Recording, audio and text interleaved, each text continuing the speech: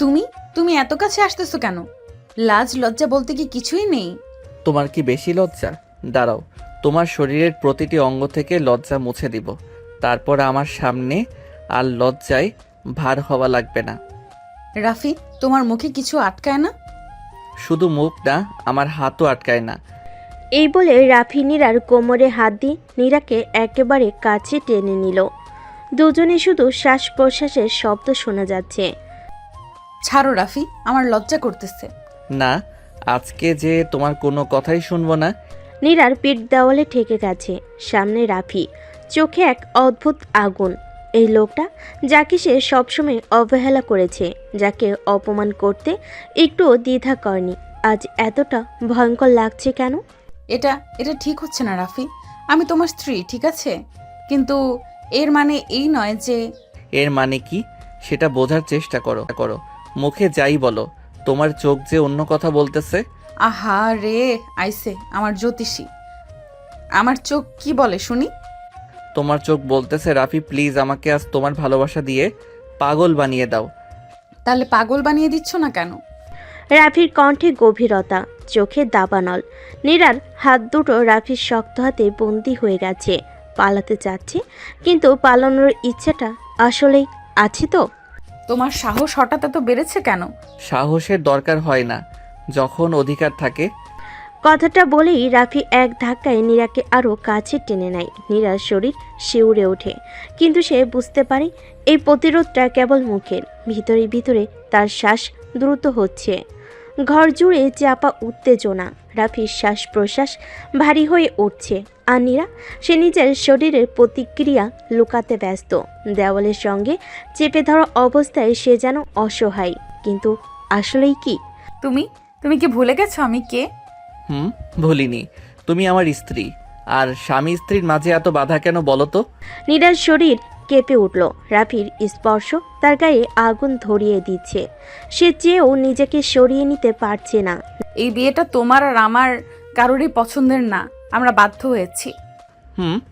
কিন্তু রাতের বেলা যখন আমার নামে তোমাকে ডাকতে হয় তখন কি মনে থাকে এটা একটা জোরপূর্বক সম্পর্ক? নীরার মুখ লাল হয়ে ওঠে। সে চোখ সরিয়ে নেয়, কিন্তু রাফির হাতের বাঁধন এতটাই শক্ত যে পলায়ন অসম্ভব। তুমি তুমি আমার সঙ্গে জোর করতে পারবে না। আমি জোর করছি না নীরা, আমি শুধু তোমার মুখোশটাকে সরিয়ে দিচ্ছি। রাফি নীরাকে ছেড়ে দেয়। নীরা দ্রুত সরে যায়। মনে হচ্ছে দম নেওয়ার জন্য মুক্তি পেয়েছে, কিন্তু তার হৃৎস্পন্দন যেন পালানো নয়, বরং আরও গভীর আকর্ষণের। রাফি ধীর পায়ে জানালার পাশে গিয়ে দাঁড়ায়। বাইরে রাতের শহর মেঘের ছাই ডুবে আছে। তোমার বাবা আমাকে তোমার জীবন থেকে সরিয়ে দিতে চায়, জানো? কি বললে? তোমার বাবা ভেবেছে আমাকে তোমার কাছ থেকে দূরে সরিয়ে দিলে সব কিছু সহজ হয়ে যাবে। কিন্তু তুমি জানো কি, আমি এখন তোমার স্বামী, আর আমার থেকেও সহজে দূরে থাকা যাবে না। নীরা হতভম্ব। তার বাবা কি সত্যি এমন কিছু করতে পারে? যদিও সে জানে তার বাবা তাকে অন্য কারোর কাছ সাথে দেখতে চায়, কিন্তু তাই বলি আমার বাবা, সে কখনোই আমাকে বিপদে ফেলবে না। কখনোই? রাফির ঠোঁটের কোণে এক রহস্যময়ী হাসি খেলে যায়। পরদিন সকালে নীরা বাবার সঙ্গে দেখা করতে যায়। তার মনে অস্থিরতা, সন্দেহ আর কৌতূহল। তুমি এখানে কেন? বাবা, তুমি কি রাফিকে আমার জীবন থেকে সরিয়ে দিতে চাও? তোমার জায়গা ওর পাশে নয় রিনা, তুমি এটা বুঝতে পারছো না, ও তোমার যোগ্য নয়। কিন্তু বাবা, তুমি এমন কিছু করতেছো না তো? যাও ওকে। তুমি এসব প্রশ্ন কবে থেকে করতে শিখলে রিনা? তুমি কি ওর প্রতি দুর্বল হয়ে গেছো? নীরার শরীর কেঁপে ওঠে। বাবা সত্যি কিছু করেছেন? তাহলে কি রাফি ঠিকই বলেছিল? তার সবচেয়ে বড় প্রশ্ন, সে কি সত্যিই রাফির প্রতি দুর্বল হয়ে পড়েছে? নীরা বাবার চোখের দিকে তাকিয়ে বুঝতে পারছিল এখানে কিছু একটা আছে যা সে জানে না। আমি যা করেছি তোমার ভালোর জন্য করেছি রিনা। তুমি কি সত্যি ওর মতো একটা ছেলের সঙ্গে জীবন কাটাতে চাও? বাবা, আমি জানি না, কিন্তু তোমার এই গোপন পরিকল্পনা আমাকে ভয় পাইয়ে দিচ্ছে। তুমি কি রাফিকে কিছু করতে যাচ্ছ? তোমার চিন্তা করার দরকার নেই। আমি শুধু চিন্তা করতে চাই তুমি তোমার ভবিষ্যৎ নষ্ট করছো না। তুমি কি আমার সিদ্ধান্তকে সম্মান করতে পারো না? তুমি যদি নিজের ভালো বুঝো তাহলে তোমার সিদ্ধান্তের দিকে তাকাও। নীরা বাবার মুখের দিকে তাকিয়ে বুঝে গেল রাফির জন্য বিপদ অপেক্ষা করছে। গভীর রাত, নীরা নিজের রুমে অস্থিরভাবে পায়চারি করছিল। কেন যেন মনে হচ্ছে সবকিছু এলোমেলো হয়ে যাচ্ছে। তুমি চিন্তিত? নীরা হকচকিয়ে দরজার দিকে তাকালো। রাফি সেখানে দাঁড়িয়েছিল, তার চোখে এক অদ্ভুত ঝলক। তুমি তুমি কখন এসেছো? তোমার চিন্তাগুলো এত গভীর ছিল যে টের পাওনি। কি ভাবছো? তুমি কি সব জানো? হয়তো। তুমি কি জানতে চাও আমি কি করব? তুমি আমার বাবার বিরুদ্ধে কিছু করতে চাও? না, আমি শুধু তোমাকে তোমার নিজের অনুভূতির মুখোমুখি করতে চাই। আমার কোনো অনুভূতি নেই। রাফির ঠোঁটে এক রহস্যময় হাসি ফুটে উঠল। এক মুহূর্তে সব বদলে গেল। রাফি এক ধাক্কায় নীরাকে দেওয়ালের দিকে ঠেলে ধরল। তুমি তুমি সব সময় আমার ব্যক্তিগত জায়গায় আসো কেন? কারণ আমি জানি তুমি চাইলেও আমাকে দূরে সরিয়ে দিতে পারবে না। নীরার শ্বাস দ্রুত হয়ে উঠল, শরীর হালকা কাঁপছিল। তুমি নিজেকে নিয়ে এত আত্মবিশ্বাসী কেন? কারণ আমি তোমার চোখের ভাষা বুঝি। আমি আমি ঘুমাতে যাচ্ছি। সত্যি? নীরা নিজেকে ছাড়িয়ে নিতে চাইলেও পারছিল না। রাফির স্পর্শ যেন তাকে শীতল আগুনে পুড়িয়ে দিচ্ছে। নীরা ঘুমাতে চেষ্টা করছিল, কিন্তু মাথায় ঘুরপাক খাচ্ছিল বাবার কথা, রাফির স্পর্শ আর নিজের ভিতরের এক অজানা অনুভূতি। হঠাৎ ফোনটা ভাইব্রেশন করল। কে আবার এত রাতে? নিচে এসো, দরকারি কথা আছে। এখন? হ্যাঁ, আমি অপেক্ষা করছি। হঠাৎ ফোনটা ভাইব্রেট করলো। নীরা জানালার পর্দা সরিয়ে দেখল রাফি নিচে দাঁড়িয়ে আছে। চোখে সে চিরচেনা তীক্ষ্ণ দৃষ্টি। মনে হলো কোনো একটা বড় কিছু ঘটতে চলেছে। নীরা ধীরে ধীরে নিচে নামলো। আশপাশটা নিস্তব্ধ। রাফি গাড়ির পাশে দাঁড়িয়ে, ঠোঁটের কোণে এক অজানা হাসি। তোমার বাবা কি পরিকল্পনা করছে সেটা কি তুমি জানো? মানে তুমি কি বলতে চাচ্ছ? তিনি আমাকে শেষ করতে চান। তোমার জন্য, আমার জন্য এটা মোটেও ভালো কিছু নয়। না বাবা, এমন করবেন না। তাহলে বিশ্বাস করো, আমি যদি বাঁচতে চাই তাহলে আমারও কিছু করতে হবে। তুমি কি বাবার বিরুদ্ধে কিছু করবে? আমি শুধু চাই তুমি জানো আমি তোমাকে ভালোবাসি, কিন্তু নিজের অস্তিত্ব রক্ষার জন্য আমি কিছুই ছেড়ে দেব না। রাফি চোখের ধরনের প্রতিজ্ঞা ছিল। নীরা বিভ্রান্ত হয়ে গেল। সে কি সত্যি এমন ভালোবাসায় জড়িয়েছে যার শেষ অন্ধকার? তুমি কেন এমন করছো? আমি কি তোমার কাছে কেবল একটা চ্যালেঞ্জ? তুমি নিজেই জানো আমি তোমাকে কিভাবে দেখি। তুমি আমার জীবন নিয়ে খেলছো রাফি। তাহলে থামাও, আমাকে সরিয়ে দাও। নীরা পারল না। রাফি তীব্র দৃষ্টি, তার উষ্ণ নিঃশ্বাস, সে যেন নিজেকে হারিয়ে ফেলছে। তুমি চাইলেও আমাকে অস্বীকার করতে পারবে না নীরা। তুমি একটা পাগল। পাগল? তবে শুধু তোমার জন্য। রাত আরও গভীর হয়ে আসছিল, কিন্তু এই দুই হৃদয়ের মধ্যে তীব্র উত্তেজনা ধীরে ধীরে বিস্ফোরণের অপেক্ষায়। রাতে সেই ঘটনাগুলো এখনও নীরার মাথায় ঘুরপাক খাচ্ছিল। রাফির চোখের ভাষা, তার স্পর্শ, সেই উত্তাপ, সব যেন তাকে আরও বেশি অস্থির করে তুলছিল। সকালে ডাইনিং টেবিলে বসেছিল, কিন্তু খেতে ইচ্ছে করছিল না। কি হয়েছে মা, ঠিকমতো খাচ্ছ না কেন? মনে হচ্ছে ক্লান্ত লাগছে। আজকে পার্টির জন্য তৈরি থেকো। তোমার বাগদানের ঘোষণা দেওয়া হবে। কি? আমি কিছুই জানতাম না। তোমাকে জানানোর প্রয়োজন ছিল না। তুমি যা চাও সেটা নয়, আমরা যা চাই সেটাই হবে। নীরা বুঝতে পারছিল এটা রাফির জন্য একটা পরিষ্কার হুঁশিয়ারি, কিন্তু তার নিজের মন বলছে। বিকেলের দিকে নীরা গাড়ি নিয়ে বের হলো। সে জানতো রাফি কোথায় থাকতে পারে। তাকে দেখতে পেল একটি পুরানো গোদামের কাছে, যেখানে সে দাঁড়িয়েছিল অন্যরকম এক অন্ধকার ভাব নিয়ে। তুমি জানো বাবা কি করেছে? আমি জানি, তোমাকে বিক্রি করে দিচ্ছে, তাই না? এই বিয়ে আমার ইচ্ছার বিরুদ্ধে। তুমি কি চাও? আমি জানি না। তুমি জানো না, নাকি সত্যিটা বলতে ভয় পাচ্ছ? রাফি প্লিজ, এভাবে আমাকে বাধ্য করো না। বাধ্য? আমি তোমার চোখের ভাষা পড়তে পারি নীরা। তুমি নিজেকেও মিথ্যে বলছো। নীরা চোখ বন্ধ করলো। রাফি দেহের উত্তাপ যেন তার সমস্ত প্রতিরোধ গলিয়ে দিচ্ছে। সে কি সত্যি তার বাবার সিদ্ধান্ত মেনে নেবে, নাকি? তুমি চাও আমি কি করি? তুমি নিজেই জানো নীরা। রাফি আরও কাছে এলো। নীরার হাত নিজের হাতে চেপে ধরল। তার নিঃশ্বাস এক দহনের দহন, যেন অপেক্ষা করছিল এই মুহূর্তটার জন্য। তুমি সবকিছু এত সহজ ভাবো কেন? কারণ আমি জানি তুমি আসলেই কি চাও। আর কোনো কথা না বলে রাফি নীরাকে নিজের আরও কাছে টেনে আনলো। উত্তেজনার সীমানা পেরিয়ে যাচ্ছিল দুজনেরই। সন্ধ্যা হয়ে এসেছে। পুরো বাড়ি সাজানো হয়েছে ঝলমলে আলোয়।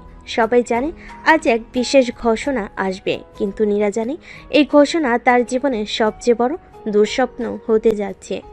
সবাইকে ধন্যবাদ আজকের এই আনন্দ ঘন সন্ধ্যায় আসার জন্য। আজকে আমি আমার মেয়ের বাগদান ঘোষণা করতে যাচ্ছি। অতিথিদের মধ্যে কৌতূহল উচ্ছ্বাস, কিন্তু নীরার মনে যেন ঝড় উঠেছে। সে আমি একটু আসছি। দ্রুত বেলকনিতে বেরিয়ে এলো, কিন্তু হঠাৎ তার সামনে হাজির হলো সে ব্যক্তি যাকে সে এক মুহূর্তের জন্য ভুলতে পারেনি। তুমি এখানে কি করছো? তুমি কি করছো সেটা বরং বলো। বিয়ের পুতুল সাজার জন্য প্রস্তুত? এইটা আমার বাবা চায়, আমি পারবো না তাদের বিরুদ্ধে যেতে। তাহলে শোনো, তোমার বাবা আমাকে শেষ করতে চায়, আর আমি চুপ করে থাকবো না। রাফির চোখে বিদ্রোহের আগুন, কিন্তু তার হাতে যখন নীরার কোমর চেপে ধরল তখন সেটা ছিল আকাঙ্ক্ষার দাবানল। রাফি, এটা পার্টি, প্লিজ। তাহলে থামাও আমাকে। যদি সত্যি বিয়ে করতে চাও তবে একবার আমাকে সরিয়ে দাও। কিন্তু নীরার হাত কাঁপছিল, সে পারল না, এক চুলও সরতে পারল না। তুমি আমার উত্তর দিয়ে দিলে। তুমি আমার সাথে কি করতে চাও? তোমাকে মনে করিয়ে দিতে চাই আমি তোমার সব কিছু। রাফি এক ধাক্কায় তাকে দেওয়ালে চেপে ধরল। বাইরে অতিথিরা, ভেতরে এক অগ্নি স্ফুলিঙ্গ তৈরি হতে যাচ্ছে। আমরা ধরা পড়ে যাব। তাহলে আমাকে ছেড়ে দাও। নীরা পারল না, তার হাত, তার শরীর, তার মন সবই রাফির নিমন্ত্রণে চলে গেছে। ঠিক সেই মুহূর্তে দরজার বাইরে কারোর পায়ের শব্দ। রাফি, কেউ আসছে। আমি ভয় পাই না নীরা। দরজা খুলে গেল। বাইরে দাঁড়িয়ে নীরার বাগদত্তা তাহসান, তার চোখে এক অদ্ভুত দৃষ্টি। আমি বুঝতেই পারছিলাম কিছু একটা হচ্ছে। তাহলে আমার বাগদত্তা একটা অপরাধীর বাহুতে কি করছে? সে যদি আমার বাহুতে থাকে তাহলে বুঝতে হবে সে নিজেই চেয়েছে। চারপাশের বাতাস থমকে গেল। এবার যুদ্ধ শুরু হবে। নীরার বাগদত্তা তাহসানের সামনে রাফি বুক চিতিয়ে দাঁড়িয়েছিল, যেন চ্যালেঞ্জ ছুড়ে দিচ্ছে। নীরার হাত তখনও রাফির বাহু স্পর্শ অনুভব করছিল, কিন্তু তার মন ছিল আতঙ্কে ভরা। তুমি খুব সাহসী রাফি। জানো তো আমার সঙ্গে প্রতিযোগিতা করাটা তোমার জন্য কতটা বিপজ্জনক? আমি প্রতিযোগিতা করি না, যা আমার তা নিজেই নিয়ে নেই। তাহসান, এটা তেমন কিছু নয়। তোমাকে জোর করা হয়েছে নাকি তুমি নিজেই চাইছিলে? নীরা কোনো উত্তর দিতে পারল না। তার চোখে দ্বিধা দেখে তাহসান হেসে উঠল। বুঝতে পেরেছি। আমি এমন একটা মেয়ে চাই না যে নিজের ইচ্ছেই অন্য পুরুষের বাহুতে যায়। তাহলে ভালোই হলো, তোমার জন্য সময় নষ্ট করতে হবে না। তাহসান এবার রাগে থরথর করে কাঁপছিল। সে একটা ঘুষি মারতে যাচ্ছিল, কিন্তু রাফি তার হাত চেপে ধরে শক্ত করে মুছড়ে দিল। তুমি এটা করে ভুল করেছো রাফি। আমি যা করি সব হিসেব করেই করি। নীরা দেখল আশেপাশের অনেকেই এদিকে তাকিয়ে আছে। সে জানতো এই মুহূর্তে কিছু একটা না করলে পরিস্থিতি হাতের বাইরে চলে যাবে। তাহসান, এটা ভুল বোঝাবুঝি। চলো, এখানে দাঁড়িয়ে থেকে লাভ নেই। তুমি কি সত্যি চাও আমি এখান থেকে চলে যাই? এটা আমাদের জন্য ভালো হবে। রাফি নিজের চোখের গভীরতা বুঝতে চেষ্টা করলো, তারপর সে আস্তে আস্তে পিছু হটল, কিন্তু যার আগে তাহসানের দিকে তাকিয়ে বলল, তোমার মতো কাপুরুষের হাতে নীরা কখনো সুখী হবে না। আমার পাল্টা চালের জন্য অপেক্ষা করো রাফি। এই চ্যালেঞ্জের আগুন নেভার কোনো সুযোগ ছিল না। গভীর রাতে নীরার ঘরে জানালার কাছে টোকা পড়ল। তার বুক ধরফর করে উঠল, কারণ সে জানতো এটা কি হতে পারে। তুমি এখানে কেন? আমি কি তোমার সাথে দেখা করতে পারবো না? তুমি জানো না বাবা যদি জানতে পারে? তোমার ভয়টা বেশি নাকি আমার স্পর্শের আকাঙ্ক্ষা? নীরা কথা বলার আগে রাফি তার কোমরে হাত রাখলো। সিদ্ধারা দিয়ে যেন বিদ্যুৎ খেলে গেল। রাফি, এটা ঠিক না। তাহলে ঠেকাও আমাকে। কিন্তু নীরার শরীরের প্রতিটি কোষ জানত সেই স্পর্শ চাইছিল। রাফির হাত যখন ধীরে ধীরে উপরে উঠল, তার নিঃশ্বাস দ্রুত হয়ে উঠল। এই রাতে, এই মুহূর্তে সে কি সত্যি নিজেকে আটকাতে পারবে? নীরার ঘরটাই তখন শুধু নীরবতা আর উত্তেজনার দোলাচল। রাফির আঙ্গুলের স্পর্শে যেন আগুন জ্বালিয়ে দিচ্ছে তার শরীরে, কিন্তু সে জানে এবার হারিয়ে গেলে আর ফেরা সম্ভব না। রাফি, এটা ঠিক না। আমি ঠিক ভুল বুঝি না নীরা, আমি শুধু তোমাকে চাই। তুমি কি আমাকে চাও না? নীরা চোখ বন্ধ করলো, যেন নিজের ভেতরে যুদ্ধটাকে শেষবারের মতো সামলানোর চেষ্টা করছে। কিন্তু রাফির হাত যখন তার ঘাড় বেয়ে নিচে নামলো, তখন সে জানলো আর সম্ভব না। তুমি আমার জীবন ধ্বংস করে দেবে রাফি। আমি তোমার জীবন হব, ধ্বংস নয়। রাফির ঠোঁট যখন নীরার ঘাট ছিল তখন সে আর নিজেকে ধরে রাখতে পারল না, কিন্তু হঠাৎ দরজার বাইরে পায়ের শব্দ। কেউ আসছে। আমি ভয় পাই না। কিন্তু নীরা ভয় পায়, কারণ সে জানে ধরা পড়লে এর সম্পর্ক শুধু শেষই হবে না, ওদের জীবনও বদলে যাবে চিরদিনের মতো। অন্যদিকে নীরার বাবা ফজলে করিম তখন নিজের ঘরে বসে গ্লাসের মধ্যে ড্রিঙ্ক ঢালছিলেন। তার চোখে ছিল অগ্নিময়, কারণ আজ সে সব জানতে পেরেছে। রাফি মানে সেই পথের কুকুরটা? যদি আমার মেয়ের সামনে আসে তাকে শেষ করে দেব। ও আসবেই, কারণ নীরার শরীর ওর আসক্তি হয়ে গেছে। তাহলে ফাঁদ পাততে হবে। তাহসান আর ফজলে করিম একে অপরের দিকে তাকালো। রাফির জন্য ভয়ঙ্কর কিছু অপেক্ষা করছিল। নীরা জানতো এই মুহূর্তে রাফিকে যেতে হবে, কিন্তু রাফি যাওয়ার আগে তার চোখের দিকে তাকিয়ে বলল, তুমি যদি সত্যি আমাকে চাও তাহলে একদিন নিজে এসে আমাকে খুঁজবে। তুমি চলে যাও প্লিজ। রাফি এক পা পিছিয়ে নিল, তারপর জানালাতে লাফ দিয়ে অন্ধকারে মিলিয়ে গেল। কিন্তু সে জানতো এই রাত কিছু বদলে দিয়েছে। নীরাও জানতো সে যতই লুকাতে চায় ততই রাফির দিকে টান অনুভব করবে। রাত গভীর হলো, নীরার শরীর আর মন এখনো ঝড়ের মধ্যে ঘুরপাক খাচ্ছে। রাফির স্পর্শে সেই গরম অনুভূতি যেন তার চামড়ার নিচে গেঁথে আছে। না, এটা ঠিক নয়। আমাকে রাফিকে ভুলতেই হবে। কিন্তু সত্যি কি পারবে? অন্যদিকে রাফি নীরা, ও যতই আমাকে দূরে ঠেলতে চায় আমি জানি নীরার ভেতরেও আগুন জ্বলছে। কিন্তু এখন আমার আরেকটা কাজ আছে। সেই কাজটা হলো ফজলে করিম আর তাহসানের ফাঁদে পা না দেওয়া। কিন্তু তারা যে খেলাটা শুরু করেছে সেখানে জিততে হলে রাফিকেও চাল দিতে হবে। নীরা পরের দিন অফিসে গেলে সেখানে তাহসান অপেক্ষা করছিল। তার মুখে মৃদু হাসি, কিন্তু চোখে এক অন্যরকম ছায়া। কাল রাতে কোথায় ছিলে? মানে? আমি জানি তুমি রাফির সাথে ছিলে। এটা নতুন কিছু না, কিন্তু তুমি জানো তো ও একটা নষ্ট ছেলে। ওর নামে আর একটা বাজে কথা বললে আমি চলে যাব। তাহসান। তাহসান এবার হাসতে লাগলো, যেন নীরার রাগে সে উপভোগ করছে। তারপর সে ধীরে ধীরে এগিয়ে এলো, এতটাই কাছে যে নীরা তার নিঃশ্বাস পর্যন্ত টের পেল। তোমাকে একটা প্রস্তাব দিতে এসেছি নীরা। কি প্রস্তাব? রাফিকে ভুলে যাও, আর তুমি যা চাইবে তাই পাবে। আমি তোমার পয়সার লোভ করিনি তাহসান। ও, তাহলে তুমি শুধু রাফির শরীরে লোভ করো? মুহূর্তের মধ্যেই নীরার হাত উঠে গেল আর জোরে একটা চর বসিয়ে দিল তাহসানের গালে। পুরো অফিস স্তব্ধ হয়ে গেল। তোমার মুখ সামলাও। ঠিক আছে নীরা, এখনো সময় আছে, না হলে আমি এমন কিছু করব যে তুমি নিজেই কাঁদতে থাকবে। অন্যদিকে রাফি তখন গোপনে খোঁজ নিচ্ছিল তাহসান আর ফজলে করিম কি পরিকল্পনা করছে। তার লোকেরা রিপোর্ট দিল, বস, তাহসান তোমার নামে পুলিশের কাছে অভিযোগ করেছে। ওরা বলেছে তুমি ওর বাগদত্তাকে ফুসলানোর চেষ্টা করছো। বেশ, তাহলে এবার আমিও খেলবো। রাফির চোখে ছিল এক শীতল ঝলক। নীরাকে কেউ তার থেকে ছিনিয়ে নিতে পারবে না।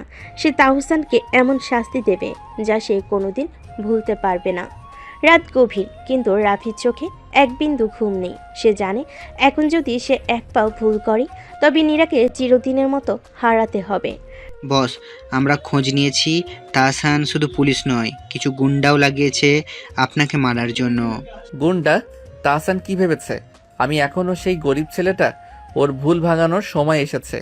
রাফি ফোন বের করলো, তারপর কারো একটা নাম্বারে কল দিল। ওদের সবাইকে শেষ করে দাও, কিন্তু তাহসানকে আমার জন্য রেখে দিও। ওর জন্য আমার নিজস্ব প্ল্যান আছে।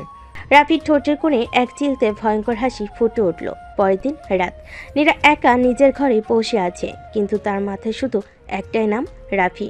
না, আমি আর ওর কথা ভাববো না। কিন্তু শরীর তো মনের কথা শোনে না। তার চামড়ায় এখনো রাফির স্পর্শের দাগ লেগে আছে। রাফির শ্বাসের উত্তাপ যেন এখনো তার গলায় ঘুরে বেড়াচ্ছে। হঠাৎ জানালার পাশে একটা ছায়া। কে? তুমি কি সত্যি আমাকে ভুলে যেতে পারবে নীরা? নীরার শরীর কেঁপে উঠল। সে জানতো রাফিকে তার কাছ থেকে দূরে রাখা সম্ভব না। রাফি ধীরে ধীরে এগিয়ে এলো। নীরা চেয়ারে বসা, আর রাফি তার সামনে হাঁটু গেড়ে বসলো। আমাকে একবার বলো নীরা, আমি চলে যাব। শুধু একবার বলো, তুমি আমাকে আর চাও না? নীরার ঠোঁট কাঁপছে, কিন্তু সে বলতে পারছে না। তুমি চাইলেও আমি তোমাকে ভুলতে পারবো না। তোমার শরীর, তোমার চোখ, এগুলো শুধু আমার জন্য। নীরার শ্বাস আটকে আসছে। রাফি, এটা ঠিক নয়। তাহলে আমাকে থামাও। কিন্তু নীরা জানে সে থামাতে পারবে না। সে রাফিকে দূরে ঠেলতে গিয়েও পারেনি। উল্টো রাফির গরম নিঃশ্বাসে আরও বেশি কাঁপছে। অন্যদিকে ফজলে করিম তখন তাহসানের সাথে বসে প্ল্যান করছে। তাহসান, তুমি বলেছিলে রাফিকে সহজেই সরিয়ে দিবে, কিন্তু সে তো এখনও বেঁচে আছে। চিন্তা করবেন না আঙ্কেল, এবার সে আর বাঁচবে না। আমি এমন একটা প্ল্যান করেছি সেখানে সে নিজেই ফেঁসে যাবে। ফজলে করিম আর তাহসান একে অপরের দিকে তাকিয়ে হাসলো। কিন্তু তারা জানতো না তারা যে জালে রাফিকে ধরতে যাচ্ছে সেখানে তারা নিজেরাই আটকে যাবে।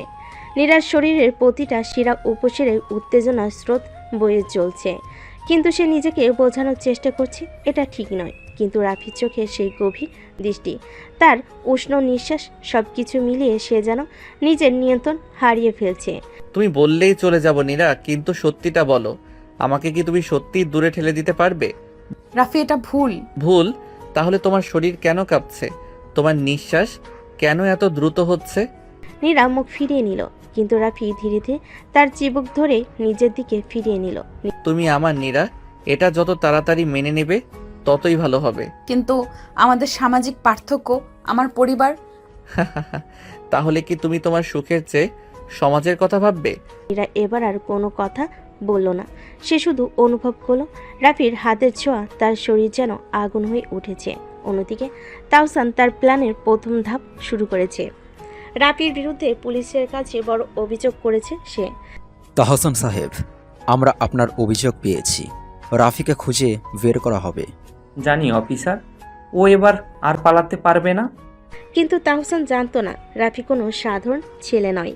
রাফি যখন নীরার ঘর থেকে বের হলো তখন সে খবর পেল পুলিশ তাকে খুঁজছে। বস, আমরা কি করব? পুলিশ একদম আমাদের পেছনে লেগেছে। পুলিশ আমার জন্য নয়, আমাকে ফাঁসানোর জন্য পাঠানো হয়েছে।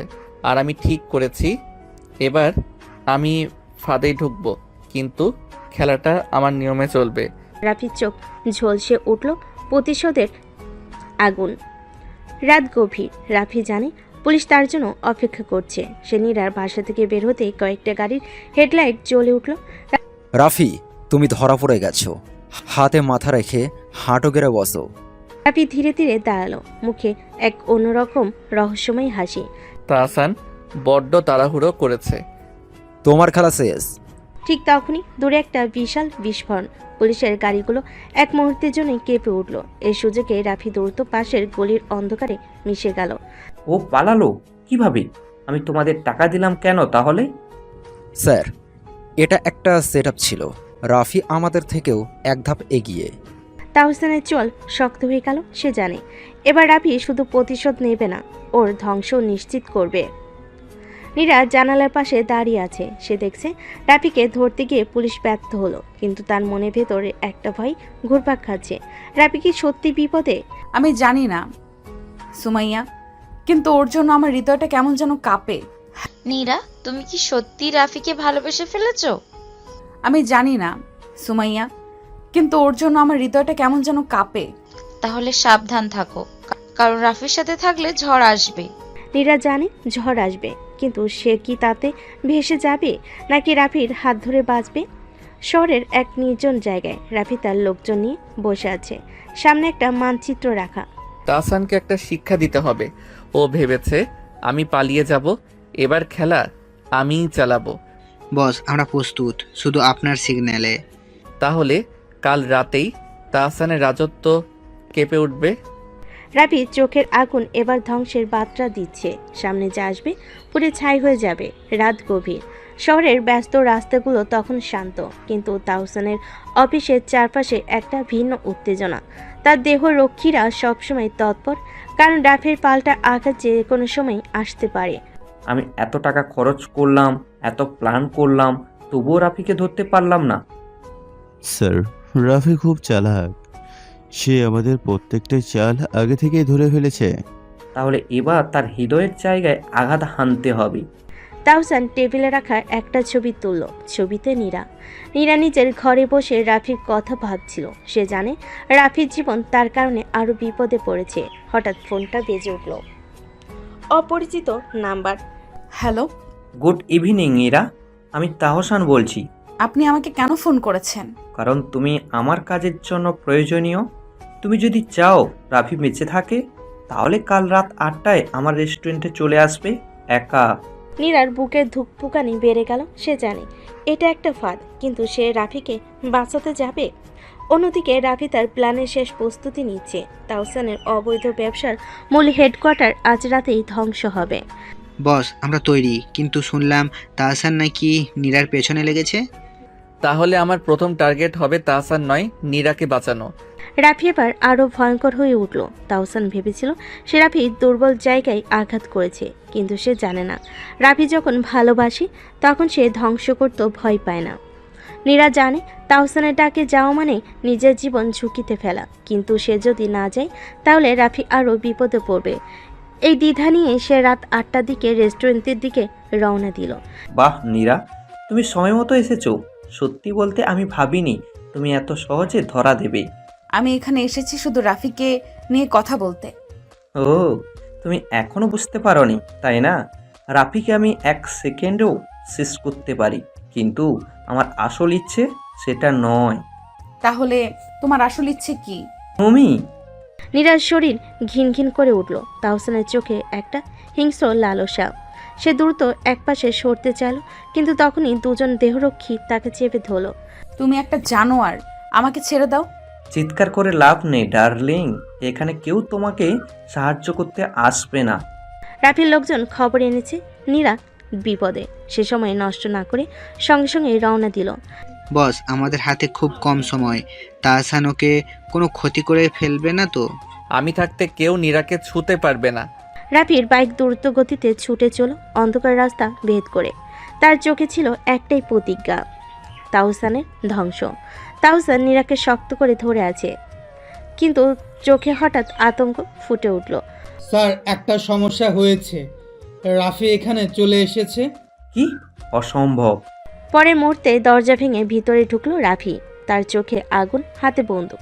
হাত ছাড়ুন। ও, তুমি এসে গেছো? কিন্তু তুমি একা, আর আমি পুরো ফোর্স নিয়ে বসে আছি। রাফি হাসলো, ঠান্ডা এক ভয়ঙ্কর হাসি। আমি কখনো একা যাই না তাহসান। পরের মুহূর্তেই জানালার কাজ ভেঙে পড়ল। চারিদিক থেকে রাফির লোকজন ঢুকে পড়ল রুমে। তোমরা সবাই এখানে কিভাবে এলে? খেলা শেষ তাহসান, এবার শিকারীকে তা বুঝতে পারছো তো?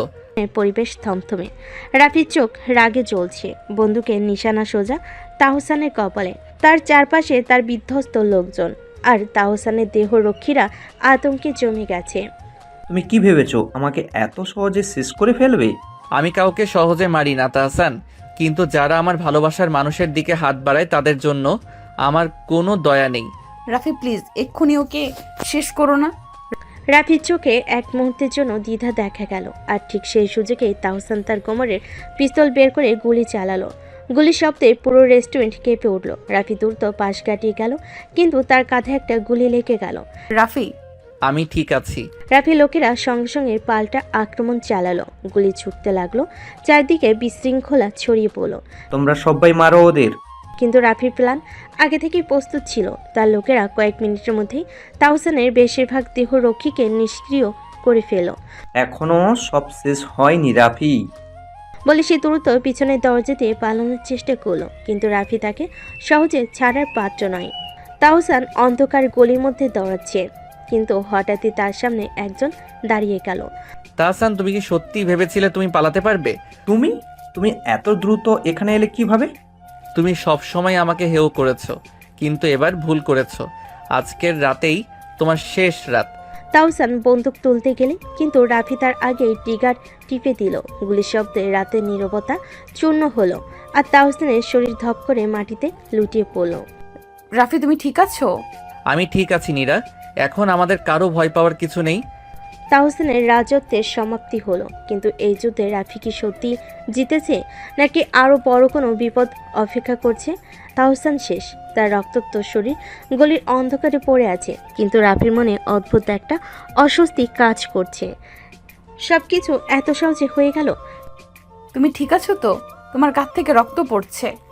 আমি ঠিক আছি নীরা, কিন্তু মনে হচ্ছে আমাদের আসল বিপদ এখনো আসেনি। ঠিক তখনই এক অজানা নাম্বার থেকে ফোন এলো। রাফি ফোন তুলতেই অপরিচিত একটা কণ্ঠস্বর ভেসে এলো। ফোন। তাহসান, তো সেফ একটা পুতুল ছিল। রাফি, তুমি কি ভাবছো সেই তোমার সবচেয়ে বড় শত্রু ছিল? তুমি কে? সময় হলে জানতে পারবে, শ্যাডো কিং। কিন্তু মনে রাখো, তুমি যদি বাঁচতে চাও তবে তোমার সবচেয়ে কাছের মানুষটাকে রক্ষা করতে পারবে তো। ফোন কেটে গেল আর রাফির চোখে ভয়ঙ্কর এক অগ্নিশিখা জ্বলে উঠল। পরের দিন সকালবেলা রাফি আর নীরা একসঙ্গে ব্রেকফাস্ট করছে। নীরা হাসি খুশি, কারণ তাহসান নামক দুঃস্বপ্ন শেষ হয়ে গেছে। কিন্তু রাফির মুখে চিন্তার ছাপ। তুমি এত চুপচাপ কেন? তাহসান শেষ, আমাদের তো এখন শান্তি পাওয়ার কথা।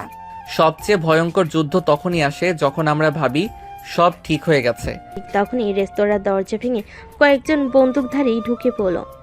রাফি, এবার তোমার শেষ ঘনিয়ে এসেছে। ওরা কারা? রাফি ঝটপট করে নীরার ধরে মাটিতে শুয়ে পড়ল, আর সাথে সাথে গুলির ঝড় শুরু হয়ে গেল।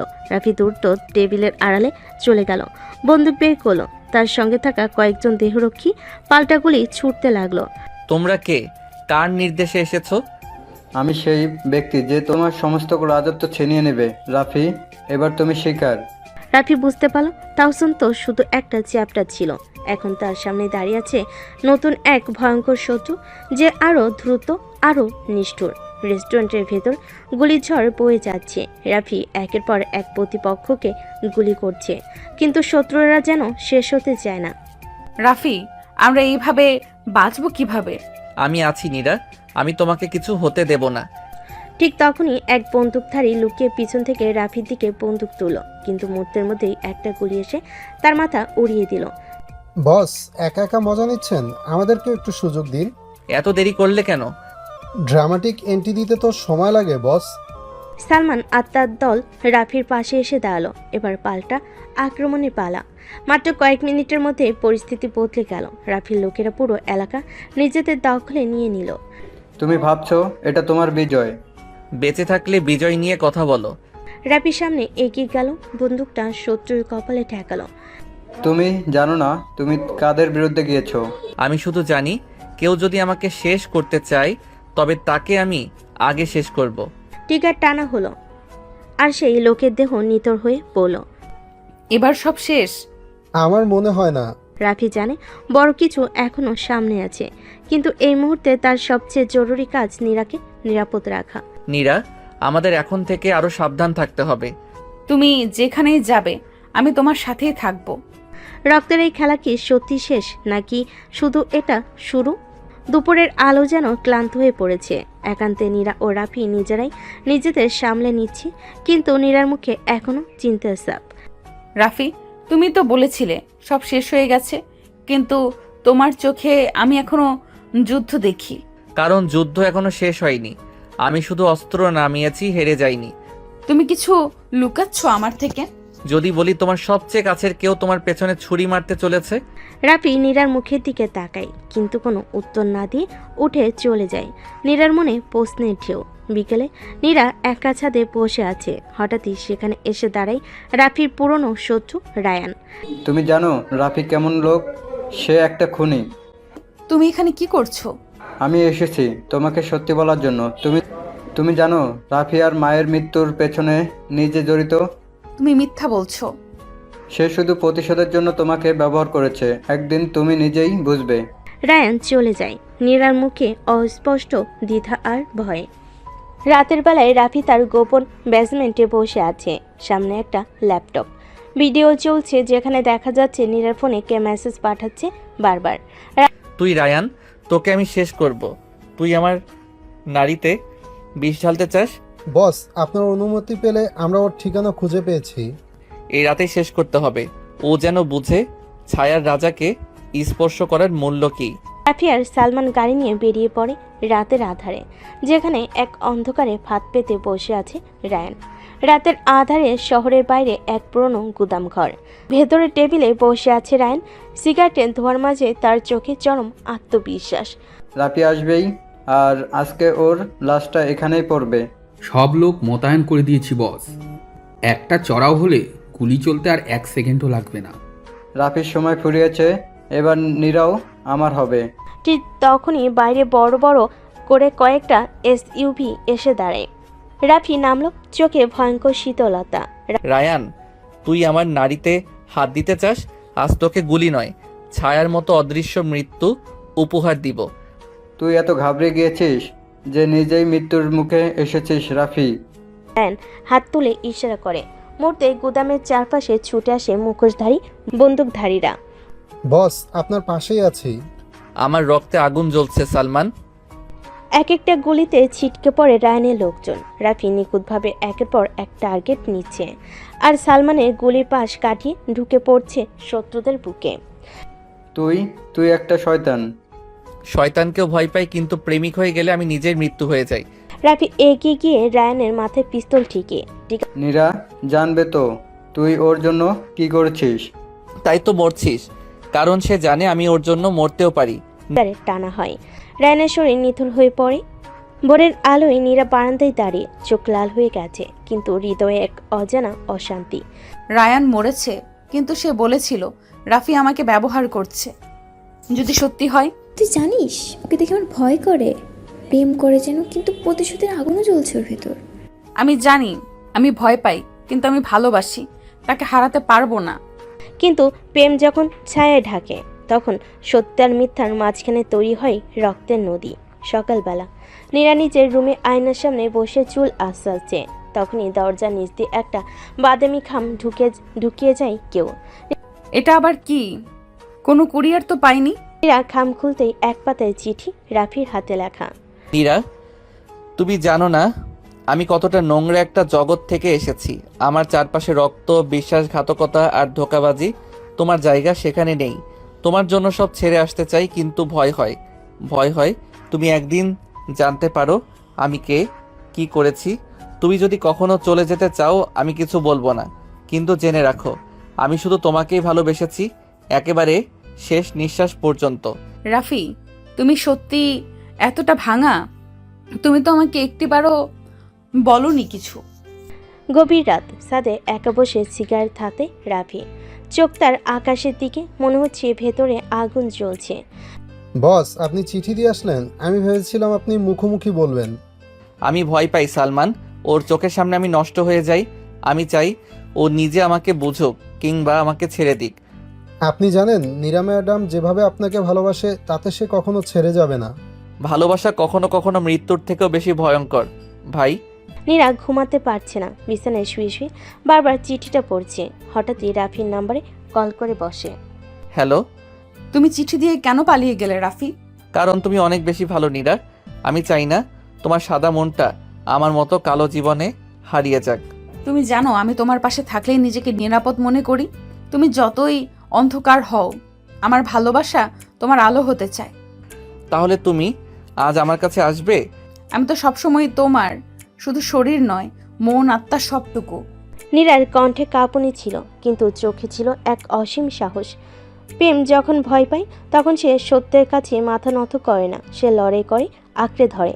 সন্ধ্যার দিকে ধোঁয়ায় ঢাকা রাফি পূর্ণ ঘর।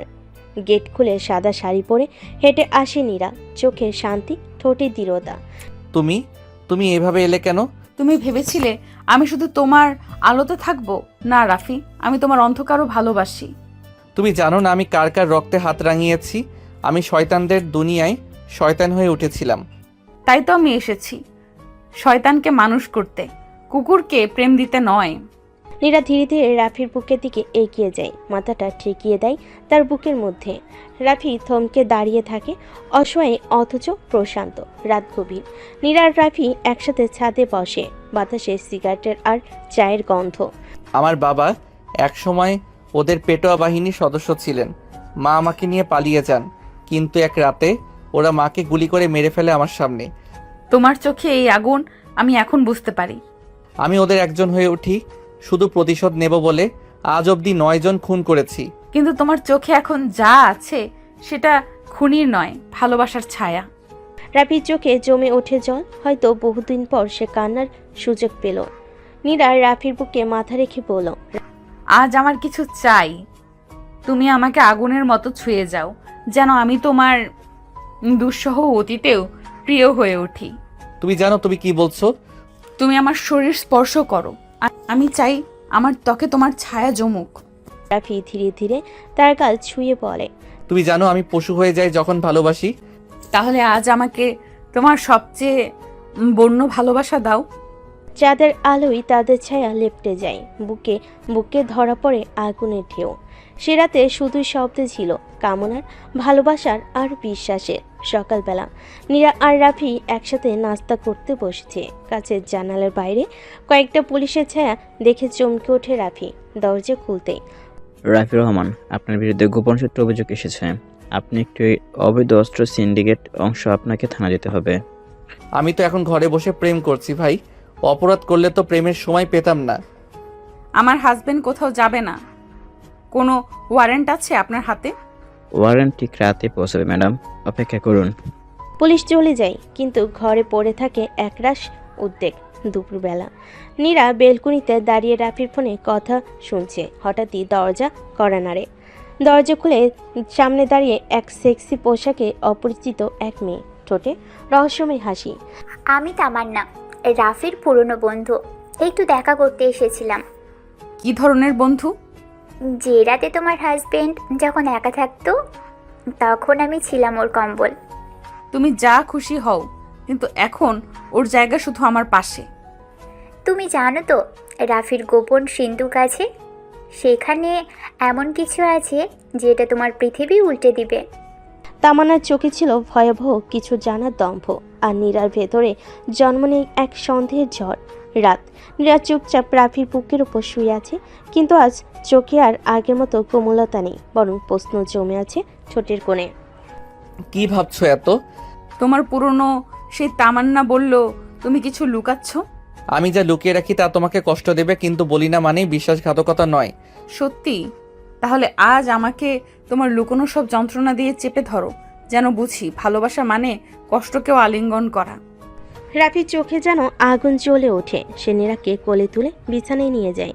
তাহলে ভালোবাসো আমাকে এমনভাবে যেন আর কোনো প্রশ্ন বেঁচে না থাকে। সে রাতে দুটি শরীর শুধু ঘামার আর্তনাদে বাধা ছিল না, তার খুঁজছিল একে অপরের সত্যি অন্ধকার ভাঙা অংশগুলো। রাত গভীর, রাফি ঘুমিয়ে। নীরা তার মুখের দিকে তাকিয়ে দীর্ঘশ্বাস ফেলে। ভালোবাসা আর সন্দেহে জর্জরিত এক চাহনি।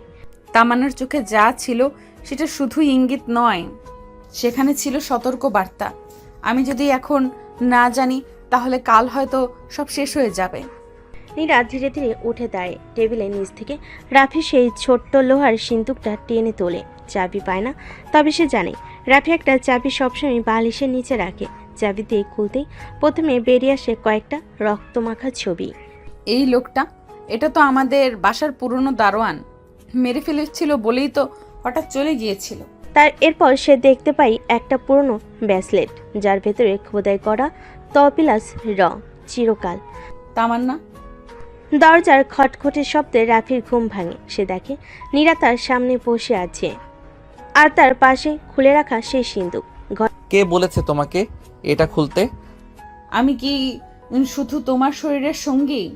আমার কি জানার অধিকার নেই তুমি কাকে ভালোবেসেছিলে, কাকে মেরেছ? আমি তামান্নাকে ভালোবেসেছিলাম, কিন্তু সে আমাকে বিট্রে করেছিল। শত্রুদের হাতে আমার লোকদের নাম বিক্রি করে দিয়েছিল। আমি ওকে ছেড়ে দেইনি, কিন্তু আজও ভুলতে পারিনি। তাহলে আমি কি তোমার প্রতিশোধ ভুলে থাকার সঙ্গী? তুমি আমার ভালোবাসা যা আবার বিশ্বাস যোগায়, কিন্তু আমি জানি আমার ভেতরের দানব এখনো ঘুমায়নি। বাতাস ভারী হয়ে ওঠে, চোখে চোখ, দেহে আগুন। যদি আজ তোমার আগুন আমাকে পোড়াতে না পারে, তাহলে আমি কাল হয়তো তোমার ছায়াও সহ্য করব না। তাহলে পোড়াও আমাকে, তোমার ভালোবাসায়, তোমার রাগে, তোমার স্পর্শে। নীরা তার দিকে ঘুরে দাঁড়ায়, ঠোঁট কামড়ে বসিয়ে। তোমার গোপন যতটুকু হোক, আমি চাই আজ আমার ত্বকে সব লিখে দাও। ঠোঁটে কামড় বসিয়ে বলে। সেই রাতে বিছানার চাদরে লেখা ওই দুঃখের কবিতা, কামনার গল্প আর প্রতিজ্ঞার সশরীরই ভাষা। দুপুর, রাফি বাইরে কাজে গেছে। নীরা একা ফ্ল্যাটে। দরজার হঠাৎ বেল বাজে। দরজা খুলতে তামান্না দাড়ি, কালো স্লিপনেস, ঠোঁটে লাল লিপস্টিক আর চোখে আগুন। আশা করি আমার পুরনো প্রেমিক তোমাকে খুব ভালোভাবেই প্যাকেট খুলে দিয়েছে। তুমি যতটা ভাবো না। ও আমাকে শুধু বিছানায় ভালোবাসে, ও আমার ভেতরটাকে চেনে। তোমার ভিতরটা চিনে? তুমি জানো রাফি আমার কতটা গভীরে গিয়েছিল? ও আমাকে একটা ফাঁকা গ্যারেজে নিয়ে প্রথম সেই রাত এখনো গায়ে লেগে আছে। তুমি যা চাও, কিন্তু আজ থেকে রাফি শুধু আমার, আর তুমি ফেলে দেওয়া ছায়া। ভুল করছো মেয়ে। রাফিকে হারাতে হলে তোমাকে হারাতে হবে। আমি শুরু করেছি ঠিক এখনই। সন্ধ্যের দিকে রাফি বাসায় ফিরে আসে। তাকে দেখে নীরা হঠাৎই চুপ হয়ে যায়। তবু রাফি তার গলা ছুঁতে সে যেন এক অজানা ঘরে ঢুকে যায়। তামান্না এসেছিল তাই না? তুমি কিভাবে জানলে? আমি জানি ও তোমাকে টার্গেট করেছে, কিন্তু আজ রাতে আমি তোমার শরীরের প্রতিটি ইঞ্চিতে বিশ্বাস লিখব, যাতে কেউ তোমাকে আর ছুঁতে না পারে। রাফি নীরাকে বাথরুমে নিয়ে যায়। স্নান জলে দুজনের শরীর জড়ে জলের মতোই। তোমার আঙুলে যদি যন্ত্রণা হয় তাও থেমো না। আমি চাই তুমি আজ আমার মালিকানা দাও। আজ শুধু মালিকানা নয়, তোমার শ্বাস, তোমার চিৎকার সবই আমার হবে। ফ্লোরে দেওয়ালে আয়নার সামনে যেখানে ছিল না কোনো প্রেমের ভাষা, শুধু দেহে লেখা প্রতিরোধ আর স্বর্গীয় পাগলপনা। রাত গভীর। নীরা একা বারান্দায় দাঁড়িয়ে হঠাৎ দেখে পাশের বিল্ডিংয়ের ছাদে কেউ তাকিয়ে আছে ওদের দিকে। কে হতে পারে? ছায়ামূর্তি একটা সিগারেট ধরায়, তারপর হাত নাড়িয়ে কিছু ইশারা করে। নীরার পা শিউরে ওঠে। সেই মুহূর্তে রাফি তাকে পেছন থেকে জড়িয়ে ধরে। ভয় পেয়েছো? কেউ ছাদ থেকে তাকিয়েছিল, ইশারাও করলো। তাহলে যুদ্ধ শুরু হয়ে গেছে নীরা। এখন শুধু প্রেম নয়, এখন লড়তে হবে, জান দিতে হবে। সকাল। রাফি কাজের ছুতোয় বাইরে গেছে। নীরা পাশে একা। তামান্না ঠিক তখনই তার চালটা খেলে। দরজায় আবার বেল। নীরা ভেবেছিল কাজে লোক, তার নির্দ্বিধায় খুলে দেয়, কিন্তু পরক্ষণে নাকের সামনে কাপড় চাপা পড়ে।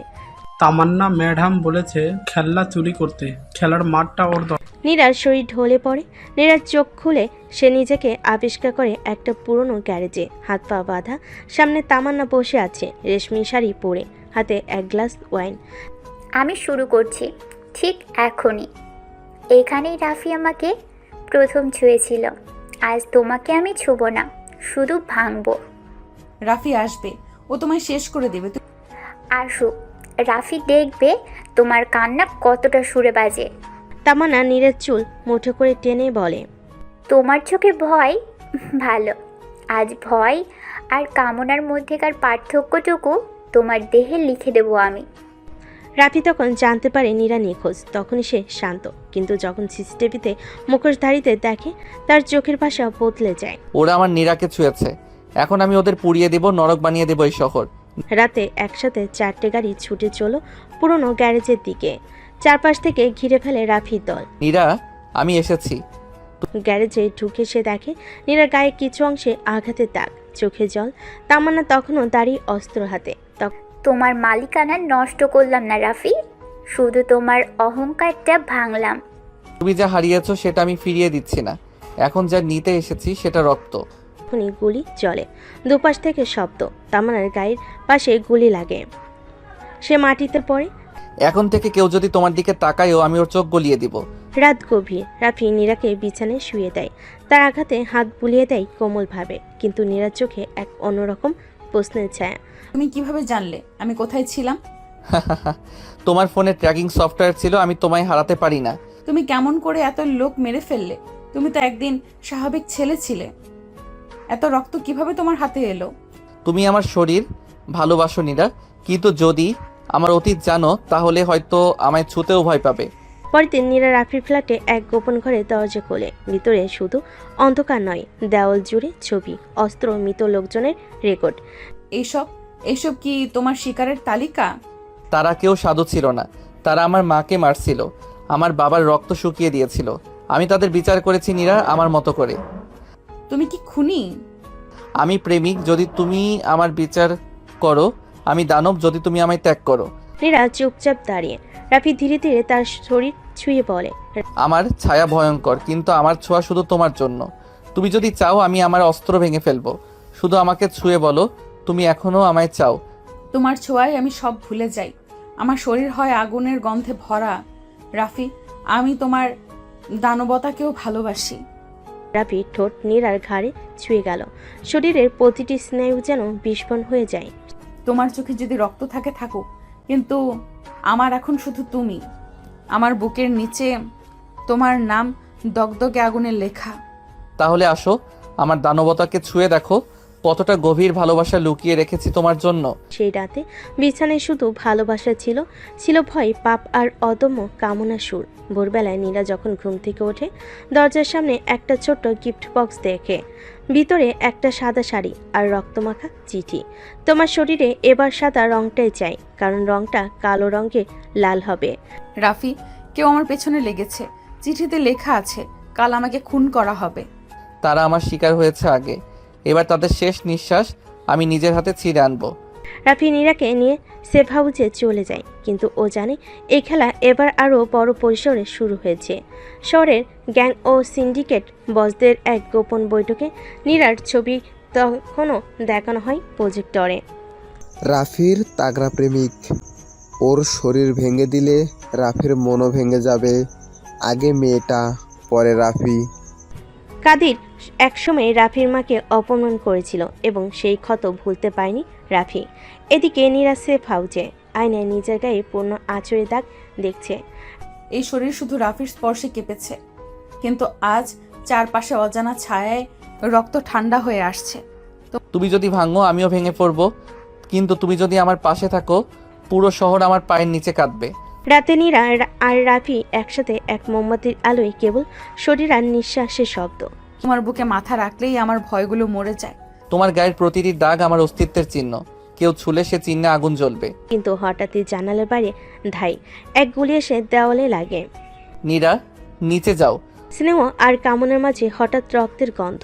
সেই রাতে শুধু চুমু নয়, চোখে চোখে রেখে যুদ্ধ শপথ নেয় ওরা। দুপুরের রোদ। নীরা এক বন্ধুর সাথে ঢাকার গুলশানের এক অভিজাত শপিং মলে ঢোকে।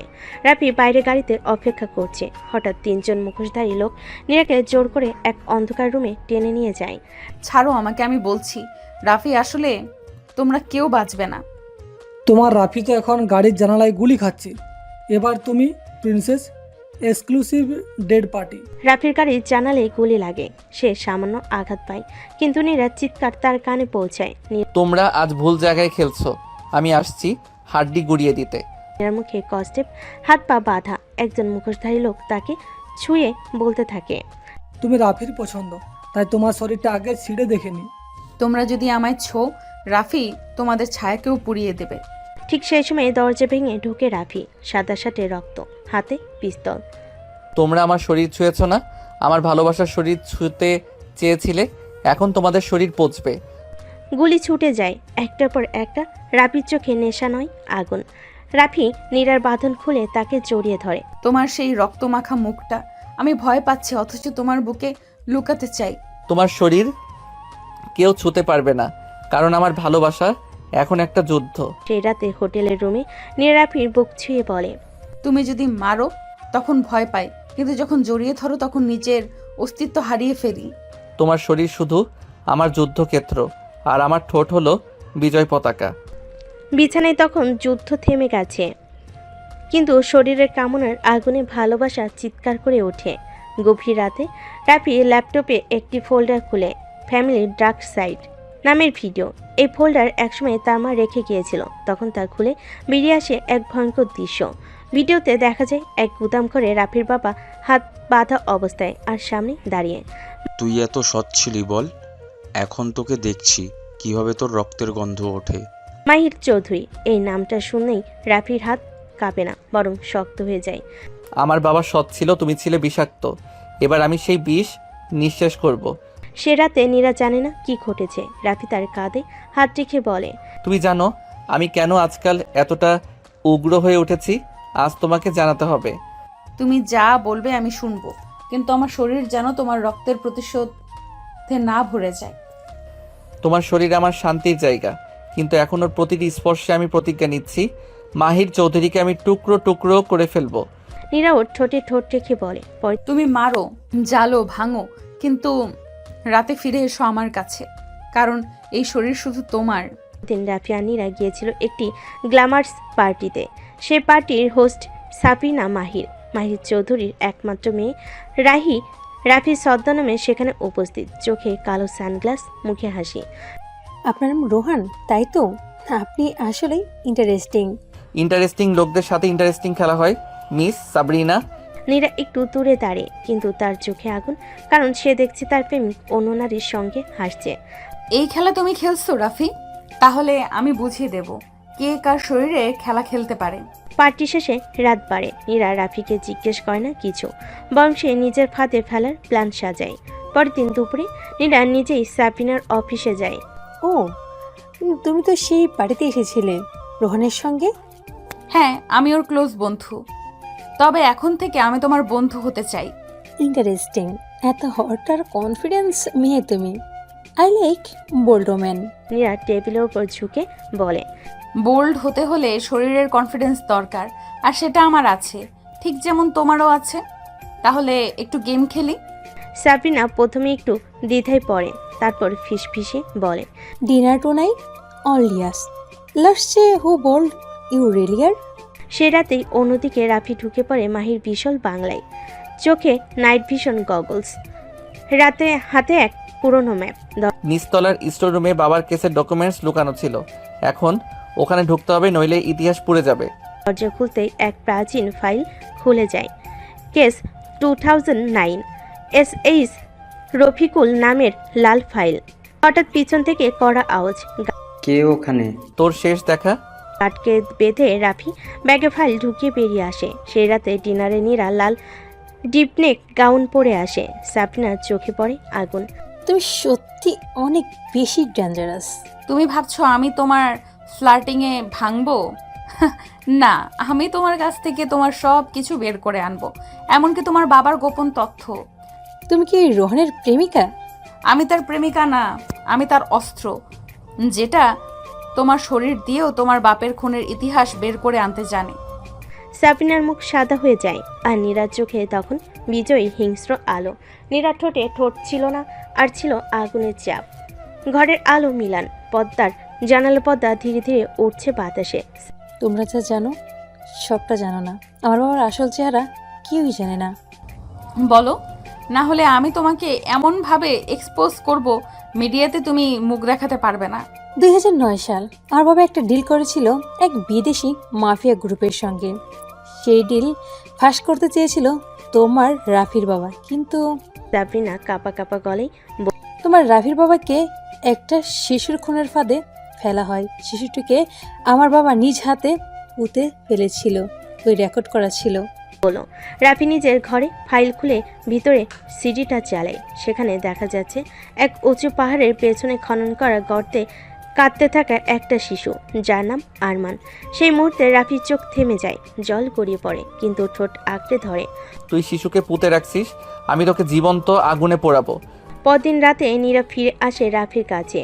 দুজনের চোখে রাগ, শরীরে জ্বালা, কিন্তু মনের গভীরে শুধু একে অপর। তোমার বাবার কথা শুনে আমার গলা শুকিয়ে গেছে রাফি। তুমি আমার আগুন। নীরা, এখন আমাদের শরীর দিয়ে নয়, শপথ দিয়ে যুদ্ধ করতে হবে। তবে আজ রাতে শুধু প্রতিশোধ নয়, আমি চাই তুমি আমার শরীরে প্রতিজ্ঞা লেখো। রাফি নীরাকে বিছানায় ঠেলে দিয়ে বলে, তোমার শরীর আজ আমার অস্ত্র হবে। আমি এই প্রতিটি চিহ্নে লিখব, নীরা শুধু আমার। মিলনে তীব্র আগুনে মিশে যায় শরীর ও প্রতিজ্ঞা। দুজনেই তৈরি হয় যুদ্ধের জন্য। রাত 3টা, পুরো শহর নিস্তব্ধ, কিন্তু রাফি আর নীরার চোখে ঘুম নেই। সাদা রঙের এক পুরনো SUV ছুটে চলেছে শহরের বাইরে, উত্তরাঞ্চলের এক নির্জন পাহাড়ের দিকে। তুমি জানো, এটা শুধু প্রমাণ খোঁজার মিশন নয়, এটা আমার বাবার আত্মার শান্তি আনার অভিযান। আর আমার জন্য এটা সেই শিশুটির আত্মার সান্ত্বনা, যে পৃথিবীর সবচেয়ে নিষ্ঠুর মানুষের কাছে হেরে গিয়েছিল। গাড়ির হেলমেট কাঁপতে থাকা পাহাড়ি রাস্তায় চলে উঠল, সাথে হৃদয়ের উত্তাপ যেন আরও বেড়ে যাচ্ছে। প্রায় 3 ঘন্টা পর তারা পৌঁছে যায় সে নির্জন জায়গায়, এক পরিত্যক্ত পাহাড়ি গোডাউন, যার পেছনে ঘন জঙ্গল। এই জায়গাটার নিচে, এখানে খোঁড়ো। নীরা ও রাফি মাটি খুঁড়তে থাকে, ঘাম ঝরছে, নিঃশ্বাস ভারী হচ্ছে। হঠাৎ নীরার কুন্দি লাগে কিছুতে। কিছু একটা আছে বক্সের মতো। তারা মাটি সরিয়ে বের করে কাঠের ছোট্ট একটা বাক্স। বাক্সের গায়ে ধাতব লেখায় খোদাই আরমান 2009। এই তো, এই শিশুটার কবর, বাবার জীবনের সবচেয়ে কালো অধ্যায়। আর ওই বক্সটাও হবে মাহির চৌধুরীর শেষ। কিন্তু কবরের বাক্স হাতে নেওয়ার আগেই আশেপাশের ঝোপ থেকে ভেসে আসে কণ্ঠস্বর। তোমাদের অনেক সাহস হয়েছে রে, শেয়ালের গর্তে ঢুকেছ। চারপাশে 5-6 জন মুখ ঢাকা আত্মায়ী, হাতে আগ্নেয়াস্ত্র। রাফি নীরাকে পেছনে টেনে নেয়। তুমি দৌড়াও নীরা, এই বাক্স নিয়ে চলে যাও। তোমাকে ছেড়ে আমি পালাবো না। গুলি ছুটে আসে, নীরা গুলি এড়াতে গড়িয়ে পড়ে। রাফি দুজনকে এক ঝোপে কাবু করে, বাকি চারজন চারিদিকে ঘিরে ফেলে। এইবার তোমাদের শেখাবো বাবা কিভাবে লড়তো। তুমুল লড়াই, ঘুষি, গুলি, রক্ত, ধুলে গড়গড়ি খাওয়া রাফি। শেষে আততায়ীদের কাবু করে নীরার হাত ধরে দৌড়ে দেয় পাহাড়ের নিচের দিকে। তুমি যদি মরে যেতে আমি বাঁচতাম না রাফি। আমার প্রাণ এখন তুমি। আমাদের মিলনের চেয়ে বড় যুদ্ধ আর কিছু নেই। ভোরের আলো ফোটার আগেই রাফি আর নীরা ছুটে আসে ঢাকার এক পুরনো পত্রিকা অফিসে সাংবাদিক তাসনিম আহমেদের কাছে। তিনি একমাত্র সাহসী নারী যিনি ক্ষমতার বিরুদ্ধে কলম ধরেন। তোমরা জানো এই প্রমাণ যদি সত্যি হয় পুরো দেশের রাজনীতি কেঁপে যাবে। আমার বাবার জীবন গেছে সত্যি চাপা দিতে গিয়ে, এখন সময় তার রক্তকে ন্যায়ের আলোয় ফিরিয়ে আনার। আর আমরা কেউ আর পেছনে ফিরবো না। আজ যা হবে তা হবে, শেষ খেলা। তাসনিম তখনই অফিসের সিসিটিভি চেক করতে বলেন, আর তখনই তারা দেখে বিল্ডিংয়ের নিচে দাঁড়িয়ে আছে মাহির চৌধুরীর বডিগার্ড কামিল এবং আরও কয়েকজন অস্ত্রধারী। তাসনিম ভয় না পেয়ে পেজ ডিজাইনদেরকে ডাকলেন, ভিডিও ফুটেজ সহ খবর তৈরি করলেন এক্সক্লুসিভ হেডলাইন দিয়ে।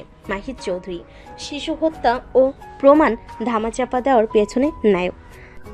এই নিউজ আজ দুপুরে ছাপা হবে না, লাইভে যাবে এখনই। অফিসের ভেতরে তৈরি হয় এক মিনি স্টুডিও। রাফি আর নীরা তখন দরজার বাইরে বন্দুক হাতে পাহারা দিচ্ছে। আজ আমি যা বলছি তার জন্য হয়তো আমি মরতে পারি, কিন্তু সত্যিটা আর চাপা থাকবে না। ঠিক লাইভ চলাকালীন বাইরে শুরু হয়ে যায় গোলাগুলি। কামিলের গুলি ভেদ করে একবার তাসনিমের ঘরের কাজ ভেঙে পড়ে। নীরা, তাসনিমকে রক্ষা করো, আমি সামলাচ্ছি বাইরে। গুলির ধোঁয়া, কাজ ভাঙ্গার শব্দ, আর একদিকে তাসনিমের সংবাদ পাঠ, সব মিলিয়ে এক বিদ্রোহের মুহূর্ত। একটানা আধা ঘন্টা লড়াই শেষে রাফি ও নীরা অফিসের ছাদে উঠে পড়ে। তুমি বাঁচবে তো রাফি?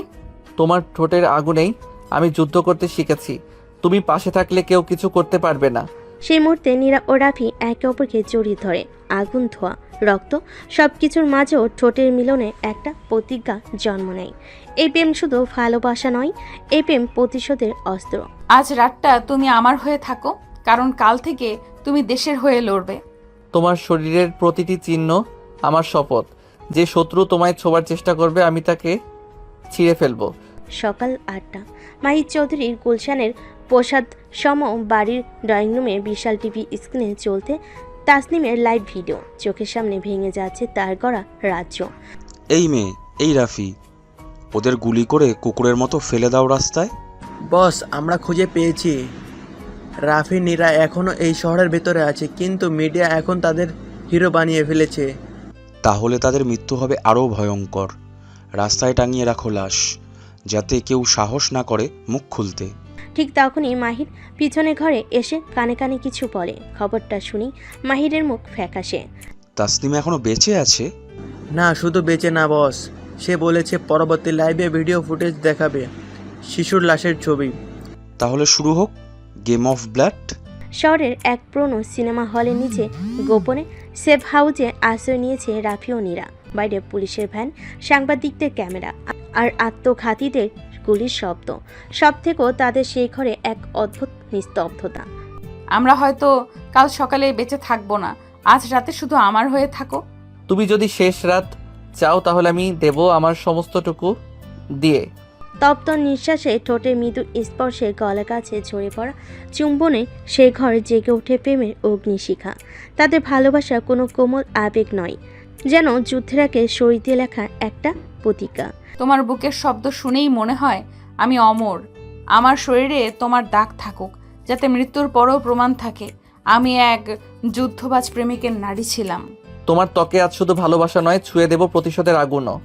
সে রাতে শরীর আর হৃদয়ের মিশলে জন্ম নেয় এক অভিশপ্ত প্রেম, যার শেষ হবে না রক্তের বিনিময়ে। রাত 3:30। সাংবাদিক তাসনিম ভিডিও ফুটেজ সম্পাদনা তৈরি করছেন সবচেয়ে ভয়ঙ্কর প্রতিবেদন, শিশু আরমানের মৃত্যুর আসল প্রমাণ। ঠিক তখনই বিস্ফোরণ। স্টুডিওর পিছনে দরজা উড়ে যায় প্রমাণ আঘাতে। আগুন ছড়িয়ে পড়ে পুরো অফিসে। তোমরা আগুনে সত্যি পড়াতে চাও? তাহলে জেনে রাখো, আমি আগুনে জন্মানো এক সৈনিক।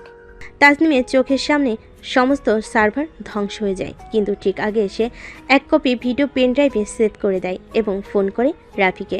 আমাদের হাতে দিচ্ছি এই যুদ্ধের শেষ তীর। পেন ড্রাইভটা পৌঁছে দাও মিডিয়ার কেন্দ্রে আর বাঁচাও ইতিহাস। সকাল 6টা। শহর তখনও ঘুম জড়ানো, কিন্তু রাফি ও নীরার চোখে ঘুম নেই, শুধু আগুন। তাসনিমের দেওয়া পেন ড্রাইভটা হাতে নিয়ে তারা রওনা দেয় জাতীয় টেলিভিশন ভবনের দিকে। রাস্তায় ওরা যে কোনো সময় থামাবে। এই পেনড্রাইভে মাহিরের কবর লেখা আছে। আমাদের গতি কমালে মরবো, বাড়ালে ও মরবে। তুমি বলো কার মৃত্যু আগে দরকার? আমার মনে হয় ওর মৃত্যুটা আমি দেখতে চাই সামনে দাঁড়িয়ে। তারা চলতে থাকে মোটর বাইকে শহরের অলিগলি পেরিয়ে হৃদয়ের স্পন্দনকে সময়ের সঙ্গে মেলাতে মেলাতে। সকাল 7টা। জাতীয় টেলিভিশন ভবন ঘিরে রেখেছে মাহিরের লোকজন। কালো পাঞ্জাবি পরে কামিল দাঁড়িয়ে আছে সামনে, হাতে একটা M16 রাইফেল। যদি বীরও হও সামনে এসো, যদি প্রেমিক হও মরো। প্রেমিকরাই শেষ পর্যন্ত বীর হয়। নীরা কভার দিচ্ছে। রাফি ডানে পাশে লাফ দিয়ে ঢুকে যায় বিল্ডিংয়ের ভেতরে। গুলির শব্দে কেঁপে ওঠে দেওয়ালগুলো। রাফি দৌড়াও, কন্ট্রোল রুম সোজা সামনের করিডোরে। রাফি দৌড়ায়, পিছন থেকে কামিলের গুলি তার কাজ ছুঁয়ে যায়, রক্ত ঝরে, কিন্তু সে পড়ে না। সকাল 7:10। রাফি কন্ট্রোল রুমে ঢুকে পড়ে। অফিসাররা প্রথমে থমকে যায়, তারপর ভিডিও দেখে বোঝে এই ছেলে সত্যিকারের নায়ক। সারা দেশের মানুষ চোখ মেলো, এই ভিডিওতে যে শিশুটার রক্ত সেটা তোমার ভবিষ্যৎ। এই লাশের পেছনে যে মুখটা দেখছো সে মাহির চৌধুরী। স্ক্রিনে ভেসে ওঠে শিশুর মৃতদেহ, হাসপাতাল চেম্বারে মাহিরের পয়সা ছুঁড়ে দেওয়া আর মাফিয়াদের জাল। আমার নাম রাফি, আমি একজন গরিব ছেলের প্রেমিক। আমি বিদ্রোহ করেছি ভালোবাসা দিয়ে। এখন যদি মরিও তবু মাথা উঁচু করে মরবো। তুমি মরবে না, কারণ তুমি এখন জনগণের রক্ত। দেশের মানুষ ফুঁসে ওঠে। সোশ্যাল মিডিয়া ছেয়ে যায় সেই লাইভ ভিডিও দিয়ে। মাহির চৌধুরীর নাম এখন ঘৃণার প্রতীক। বাংলোর ছাদে তখন টুপটাপ বৃষ্টি। নীরা ও রাফি এক চাদর জড়িয়ে বসে আছে। নীরবতা আর উত্তাপ তাদের চারপাশে ঘুরছে। তোমার শরীরটা কেন জানি বৃষ্টির ছোঁয়ার মতো ঠান্ডা না, বরং আগুন। তুমি নিজেই তো আগুন, আমি তো শুধু পুরি তোমার স্পর্শে আর তোমার ওই মায়াবী চোখে। তুমি কি এখনো আমাকে শুধু শরীর দিয়ে চাও? আমি তোমার প্রতিটা নিঃশ্বাস চাই, যেটা ঠোঁট ছুঁয়ে বের হয়, যেটা বুক কাঁপিয়ে তোলে। নীরা ধীরে ধীরে মুখটা রাফির বুকে গুজে দেয়। তার আঙ্গুল রাফির পেটের উপর নাচে। একটানা বৃষ্টির আওয়াজ যেন তাদের শরীরের ভিতরে সুর ছুঁয়ে যায়। তোমার এই ছোঁয়া আমি চাই, যেন থেমে না যায় কোনোদিন। তোমাকে ছুঁয়ে আমি বেঁচে আছি। সেই রাতে নীরা আর রাফি বাংলোর বেডরুমে। হালকা আলো, পাতলা সিল্কের গাউন পরে নীরা বিছানায় ধারে বসে। রাফির চোখে তখন তীব্র আগুন। তোমার এই চুলের গন্ধ আমাকে পাগল করে তোলে। তুমি ছাড়া আমি আমার শরীরটাই চিনতে পারি না। রাফি গাউন ছড়িয়ে তার কাঁধে ঠোঁট রাখে। নীরার দেহ শিউরে ওঠে। নীরার শ্বাস প্রশ্বাস বেড়ে যাচ্ছে। রাফির ভালোবাসা পাওয়ার জন্য পাগল হয়ে যাচ্ছে। আর একটু নিচে নামো, সেইখানে আমার নিঃশ্বাস আটকে যায়। তোমার ত্বক এত কোমল কেন? আমি তো প্রতিবার ভাঙি তোমায় ছুঁয়ে। এক একটা চুমু, এক একটা স্পর্শ যেন বিদ্যুৎ। বিছানা ধীরে ধীরে ভিজে ওঠে ঘামার আবেগে। পরের দিন সকালে নীরা আয়নার সামনে, গলায় এখনো রাফির চুমু দেখ। সে হেসে উঠে বলে, তুমি আমাকে দাগে দাগে চেনাও। এই দাগ শুধু ভালোবাসার না, আমার মালিকানার চিহ্ন। এমন সময় বাইরের দরজায় একটা খাম পড়ে। নীরা কুড়িয়ে নিয়ে খুলে পড়ে। রাফি, এটা মাহির পাঠিয়েছে। খামে লেখা, আজ রাতেই সব শেষ হবে। নীরা তোমার নয় রাফি, তুমি বাঁচাতে চাও? একা এসো পাটুলি ব্রিজে। রাত তখন 11টা। রাফি একা পটুলা ব্রিজের দিকে রওনা হয়েছে। চারিদিকে ঝাঁকে ঝাঁকে কুয়াশা। গাড়ির স্টিয়ারিং চেপে ধরে সে নিজেই ফিসফিস করে বলছে, নীরা, তোকে ছোঁয়ার আগে যদি মাহির হাত তোর গায়ে পড়ে, আমি পুরো শহর জ্বালিয়ে দেব। তার ফোনে নীরার মেসেজ আসে, ওর ফাঁদে পা দিও না রাফি, প্লিজ রাফি, আমি বাঁচতে চাই তোমার জন্য, মরতে না। তুই মরবি না নীরা, মরবে সে যে তোকে ছুঁতে চেয়েছে। পুলা ব্রিজের নিচে অন্ধকার ঘেরা গোডাউন। নীরা হাত বাঁধা অবস্থায় পড়ে আছে, চোখে পলক নেই। তোর সেই হিরো আজ আসবেই, আরও ও এলেই তোর প্রেমের কাহিনী এখানেই শেষ। তুমি রাফিকে চেনো না, সে এলে শুধু আমাকে নিয়ে যাবে না, তোমার প্রাণও নিয়ে যাবে। সেই মুহূর্তে গুদামে দরজায় লাথি মেরে ঢুকে পড়ে রাফি। চোখে আগুন, হাতে লোহার রড। নীরা যদি এক ফোঁটা কাঁদে, আমি তোমার মাথা ছিন্ন করে ফেলবো মাহির। আয় না তাহলে প্রেমিক। শুরু হয় রক্তক্ষয়ী লড়াই। মাহির 4-5 জন গুন্ডা নিয়ে আসে, কিন্তু রাফি পেছনে তাকায় না। একটা ঘুষি, একটা কিক, এক এক করে পড়ে যায় সবাই। রাফি পেছনে দেখো, মাহির পিস্তল বের করেছে। রাফি ঝাঁপিয়ে পড়ে, মাহির হাত থেকে পিস্তল ছিটকে পড়ে যায়, কিন্তু তার হাতে একটা ছুরি, আর সেটাই নীরার গলার কাছে। 1 ইঞ্চি এগোলেই নীরার গলায় ছুরি চালিয়ে দেব। আমার প্রাণ নিয়ে যা, কিন্তু ওকে ছেড়ে দে। হঠাৎ নীরা নিজের কনুই দিয়ে মাহির গায়ে আঘাত করে। রাফি সেই সুযোগে ছুরি কেড়ে নেয় আর মাহির হাতে ছুরি বসিয়ে দেয়। তুমি শয়তান। না, আমি প্রেমিক, আর প্রেমিক যখন শয়তান হয় তখন সে সব শেষ করে দেয়। আর মাহির হাতে ছুরি বসিয়ে দেয়। রক্তে ভেজা জামা, ক্লান্ত দেহ, তবুও চোখে ভালোবাসার দীপ্তি নিয়ে রাফিয়া নীরা একটা পুরনো গ্যারেজে গিয়ে লুকায়। চারিদিকে নিস্তব্ধতা, কেবল 2 হৃদয়ের দ্রুত স্পন্দন শোনা যায়। তোমার গায়ে এত রক্ত, ব্যথা লাগছে না? তুই পাশে আছিস, ব্যথার চেয়ে ভালোবাসা বেশি টের পাচ্ছি। তুমি মরতে যাচ্ছিলে, আমি আরেকটু দেরি করলে হয়তো তোকে হারিয়ে ফেলতাম। তুই ছাড়া আমি মরে আছি নীরা, এই জীবন শুধু তোর জন্যই বাঁচি। হঠাৎ বাইরে গাড়ির শব্দ। রাফি জানালাতে তাকিয়ে বলে, চুপ, কেউ এসেছে, পুলিশ না গুন্ডা বুঝতে পারছি না। রাফির ফোনে একটা নাম্বার থেকে কল আসে। নাম নাই, ছবি নাই। যাকে তুমি শেষ ভেবেছিলে সে তো ছিল আমার চাটুকার মাত্র। এবার রাফি, খেলা হবে আমার সঙ্গে। তুই কে? যাকে সবাই ছায়া বলে। অন্ধকারের নিচে দাঁড়িয়ে থেকো না রাফি, কারণ এখন আলোয় এসেই মরতে হবে। যে নীরার দিকে তাকাবে তার আলো ছায়া আমি দুটোই পুড়িয়ে ফেলবো। নীরা হতভম্ব হয়ে যায়, রাফির দিকে তাকায়। নতুন কেউ, আরেকটা শত্রু? আরো ভয়ঙ্কর, এদের ভয় নেই, শুধু ধ্বংসই চাই। রাতে নীরা আর রাফি এক ঘরে এক খাটে। বাইরে টিপ টিপ বৃষ্টি, আর ভেতরে দুটো কাঁপতে থাকা শরীর, ভয়ের জন্য, ভালোবাসার জন্য। একদিকে শত্রুপক্ষ, আরেকদিকে নীরার স্পর্শ রাফিকে সব টেনশন ভুলিয়ে দেয়। আমার শরীর গরম হয়ে যাচ্ছে রাফি, আমি তোমার বুকের কাছে আসতে চাই, একদম গায়ে গায়ে। এই শরীর, এই নিঃশ্বাস সব তোর, আজ কাল চিরকাল। রাফি নীরার হাত ধরে কাছে টেনে নেয়, তার চোখের দিকে চেয়ে বলে, তুই শুধু আমার, এই গায়ের গন্ধ, এই কোমলতা সব আমার, আর কেউ এক চুলও ছুতে পারবে না। তুই যখন বলছিস আমার শরীর কাঁপে, তোর ছোঁয়ায় যেন আগুন জ্বলে ওঠে রাফি।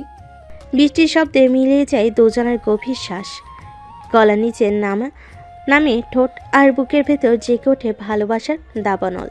সকালবেলা আশ্রয়কেন্দ্রের দরজা নিচে একটা চিঠি পড়ে থাকতে দেখা গেল। রাফি সেটা তুলে নিতেই তার মুখ শক্ত হয়ে গেল। কার চিঠি? তোর শরীরের প্রতিটা ক্ষত আমি জানি, তোর ভালোবাসার প্রতিটা স্পর্শ আমি দেখেছি।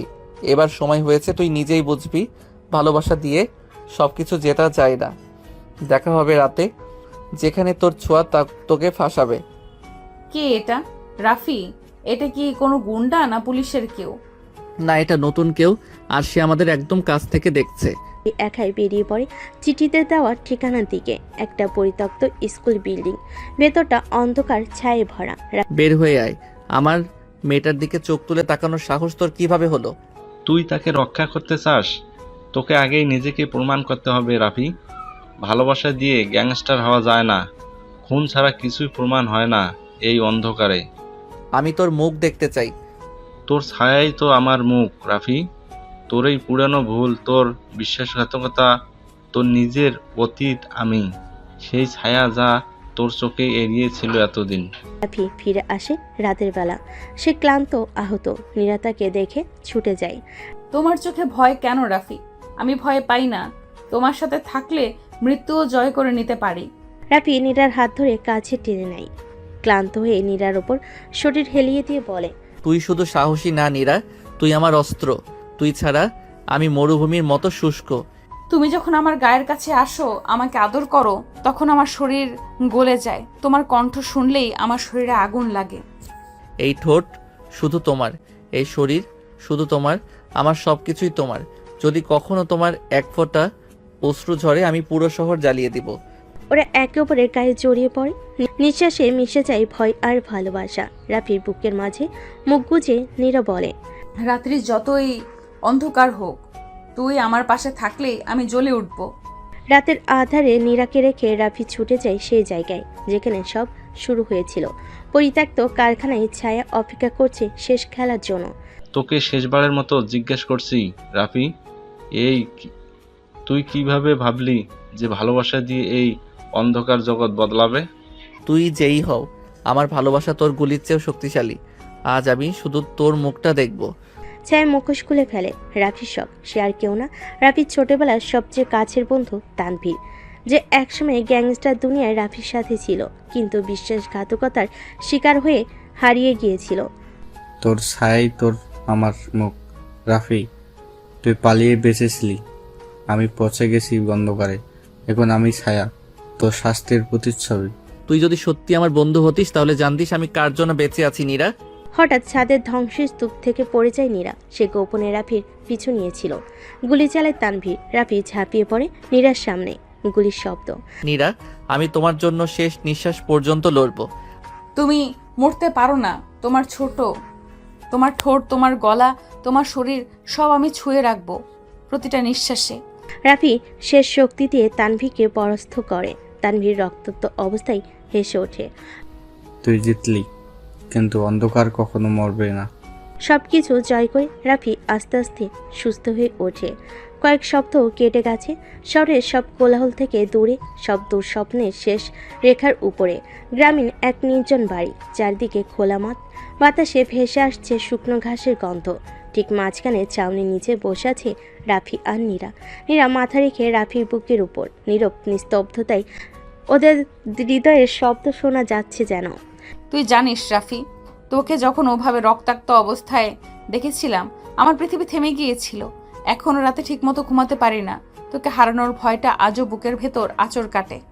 আমি তোর বুকের গন্ধে আবার বাঁচতে শিখেছি নীরা। তুই না থাকলে আমি ফিরতেই পারতাম না। তুই আমার সেই আলো যা অন্ধকারে আমাকে পথ দেখায়। নীরা একটুখানি উঠে রাফির চোখের দিকে তাকায়। সেই চেনা দৃষ্টি, যেটা ভালোবাসার চাইতেও গভীর, আগুনের চাইতেও উষ্ণ। আমি চাই প্রতিদিন তোর ঠোঁটে একটা চুমু খেয়ে দিন শুরু করব। তোর হাতে হাত রেখে যদি হাঁটি, পৃথিবীর কোনো ভয় আমাকে স্পর্শ করতে পারবে না। তুই যদি আমার পাশে থাকিস, আমি আবার রক্তাক্ত হব, তবুও কোনো ভয় নেই। তোর চোখে চোখ রেখে মরে যেতে পারি নীরা। নীরা ধীরে ধীরে উঠে রাফির কোলে গিয়ে বসে। ওর চোখ দুটো জ্বলছে। শরীরের প্রতিটা রন্ধ্রে ভালোবাসার আকাঙ্ক্ষা গর্জে উঠছে। আজ আমি শুধু তোকে চাই রাফি। আমি তোর স্পর্শে, তোর শরীরে উত্তাপে নিজেকে হারিয়ে ফেলতে চাই। আজ আমি তোকে বুকের ভেতর নিয়ে জেগে থাকতে চাই সারা রাত। তুই জানিস না আমি কতবার কল্পনা করেছি তোর ত্বক আমার আঙ্গুলে জড়িয়ে আছে, তোর ঠোঁট আমার শ্বাসে মিশে আছে। আজ তুই থেমে যাস না নীরা। ঠোঁটে ঠোঁট ছুঁয়ে ফেলে। সেই চুমুতে কোনো দ্বিধা নেই, শুধু জমে থাকা অভিমান আর উষ্ণতা, ভালোবাসা। নীরার আঙ্গুলে জড়িয়ে পড়ে রাফির চুল। রাফির ঠোঁট খুঁজে নেয় নীরার গলায় ধরনিয়ে।